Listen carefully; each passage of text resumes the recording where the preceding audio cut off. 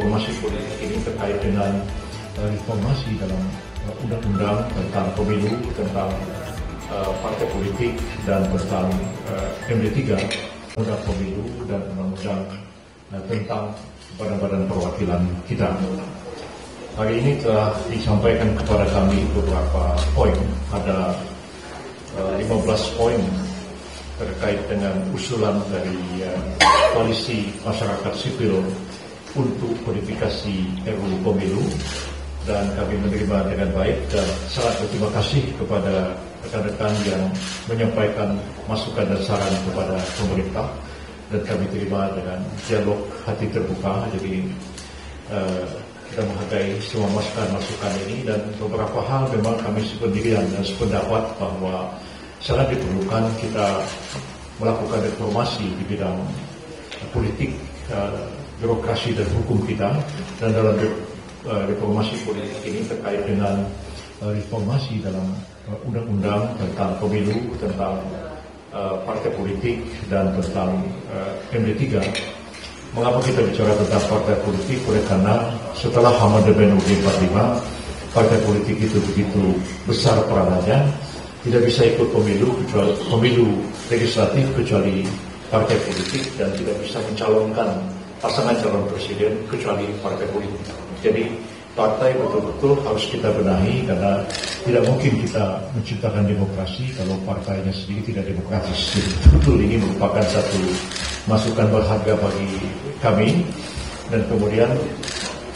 harapan dari rekan-rekan dari koalisi masyarakat sipil ini adalah bagaimana kalau draft penyusunan terhadap rancangan undang-undang perubahan terhadap undang-undang partai politik, undang-undang pemilu dan MD3 itu datang dari koalisi masyarakat sipil ini, dan kami menyambut baik, dan kami berpendirian bahwa memang sebaiknya lah first draft dari rancangan undang-undang itu datang dari mereka yang non-partisan, para akademisi, para aktivis yang memang tidak punya kepentingan politik langsung. Dan harapan dari rekan-rekan koalisi ini adalah supaya nanti pemerintah yang akan mengambil inisiatif mengajukan rancangan undang-undang yang didasarkan atas usulan atau first draft yang diberikan oleh rekan dari koalisi masyarakat sipil untuk kodifikasi rancangan undang-undang pemilu ini. Dan saya kira dengan kerjasama yang baik antara pemerintah dan seluruh lapisan masyarakat, ya, LSM, kemudian berbagai perkumpulan yang concern terhadap reformasi politik ini sangat penting, dan kami merespon positif apa yang disampaikan kepada kami, dan kami ingin juga menjelaskan kepada seluruh rakyat bahwa pemerintah sungguh-sungguh berkeinginan untuk melakukan reformasi di bidang politik, dan sudah menjadi agenda yang dicanangkan oleh Presiden Prabowo Subianto. Dari 8 asta cita yang beliau kemukakan itu, salah satunya adalah reformasi di bidang hukum, birokrasi, dan reformasi di bidang politik. Dan ini juga dipertegas dengan tuntutan rakyat pada akhir bulan Agustus yang lalu, sehingga dalam waktu dekat ini Kementerian Koordinator kami yang menangani pengkoordinasian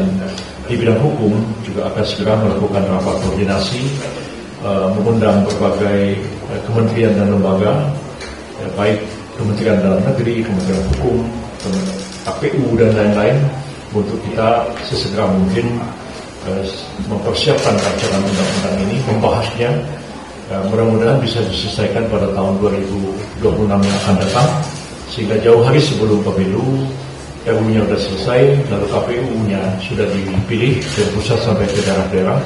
dan kita mempersiapkan pemilu 2029 itu lebih matang dibandingkan dengan pemilu sebelumnya.